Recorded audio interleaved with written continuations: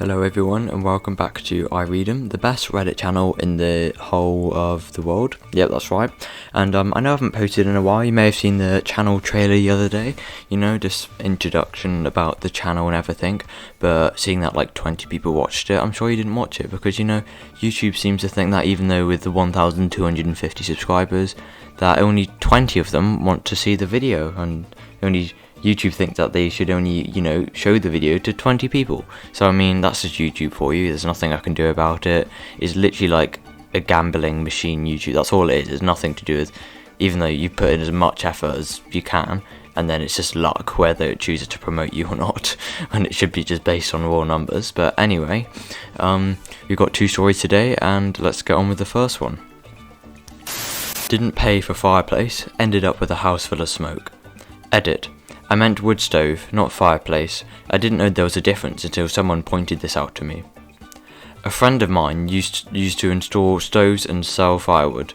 He still sells firewood but stopped bothering with fireplaces. This one guy bought a fireplace and wanted it installed. My friend did this but told him he would need a higher chimney for better air drawing. The guy refused it. I'm assuming maybe he didn't want a higher chimney for the look, and my friend kept insisting. The owner said no, and when the fireplace was done, he complained it was hard to get a fire going due to the chimney being too short, leading to poor drawing of air. My friend came with a chimney extension and it worked fine, but he decided he didn't want to pay still, even though the job was done, and done well. So, so far I think this is going to be, you know, probably some argument happening and, well, end up with the house full of smoke and, you know, the chimney not being tall enough. I think you can see where this is going. But also, before, you know, we continue, please like the video, comment down hi and I will reply, and subscribe to the channel for more videos, thank you. So a few weeks later, my friend was passing through the area and saw nobody was home, but there was a fire going to keep the house warm. Owner must have been at work. So my friend climbed up onto the roof and got his chimney extension back. It was a plus, but not enough to cover everything that was installed and the time put in. Where things get funny is that once he took the extension off the chimney, due to poor drawing of air, the house started to fill up with smoke as the fire burned. Yeah, I don't think that's very funny, but the owner must have come home to a thick smoke-filled home. Try getting that smell out of stuff, lol. Probably a layer of soot on everything. To my recollection, the owner did not have any pets, so no lives were harmed, but when everything you own is black and reeks like smoke, and your home is freezing in the middle of winter, I bet you would rather have paid someone for their products and services. I hate people like that, when they know when they know from the point they hire you, no matter how good of a job they do, they will try for some reason not to pay you. Okay, so, oh, I get it now, so it was a friend who did it. Okay, so I guess they thought that because, you know, it was a friend who did it, let me see, yeah, actually, no, if you think about it though, I mean, why didn't the guy take legal action against them and get their money?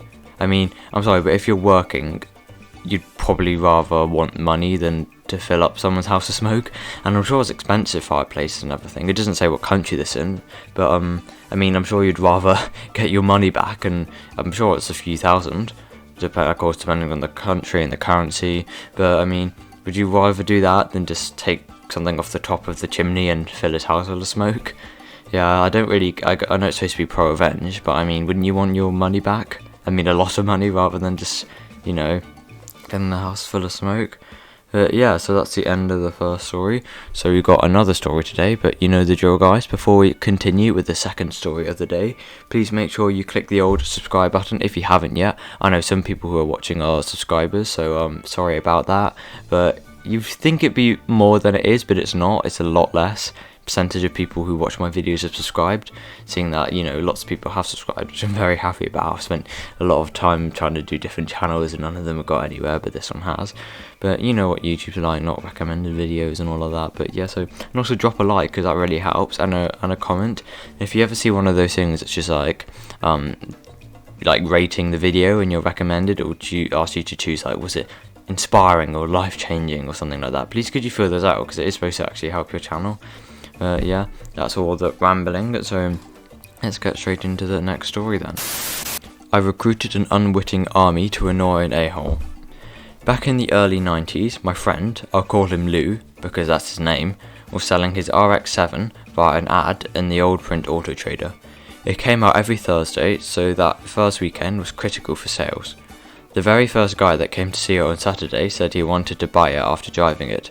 Of course, he had to finance, so they couldn't finish the sale during the weekend. Lou was worried losing all the bites from the new ad, so he asked for a deposit of $500. The guy wrote a check.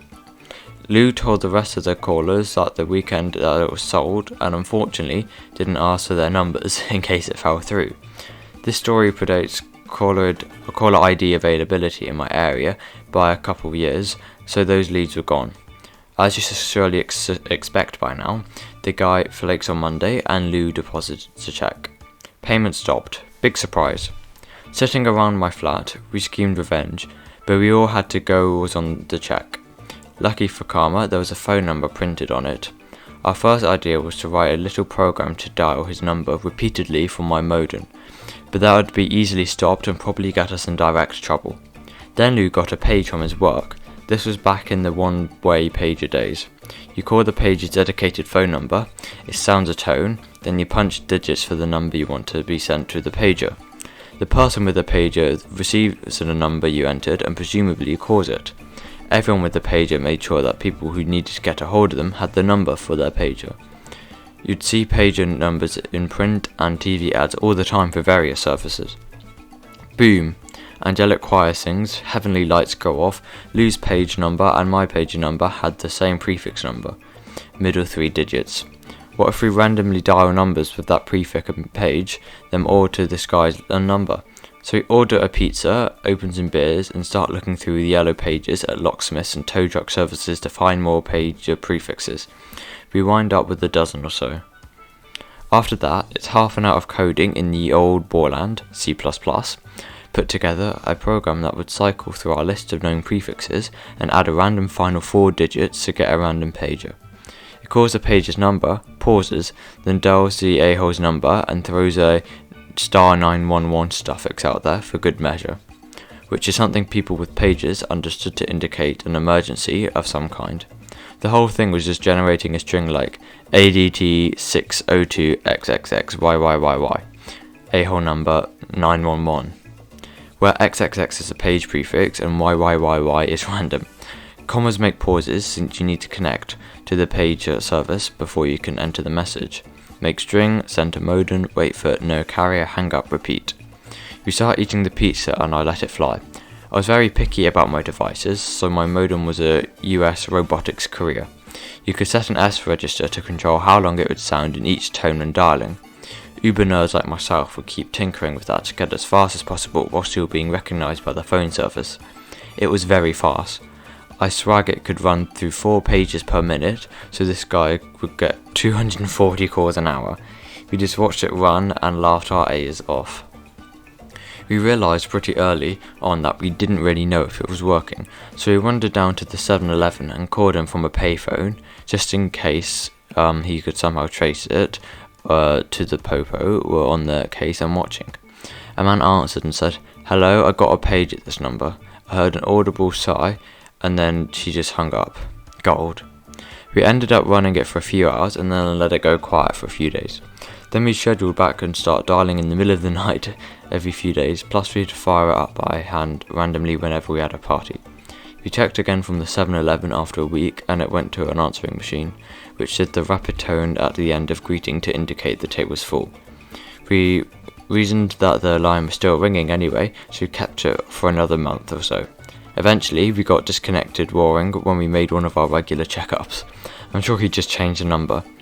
I like to think about the guy answering the phone after a few days of silence, and when we started up, I can vividly imagine his response at the "Did someone page me to this number?" as he slams down the phone and it rings again in a few seconds. Of course, coming from home from work, having an answer machine full of random people asking about being paged. And yeah, we annoyed several thousand people into calling this guy by the end, but each of those people was only put out for a single call. A cost, yes, but for an unnecessary justice. Okay, so that was the second story of the day, and it was quite a long one. When he said army, I thought it was going to be like an actual army person, but a military person or whatever, but no, it wasn't.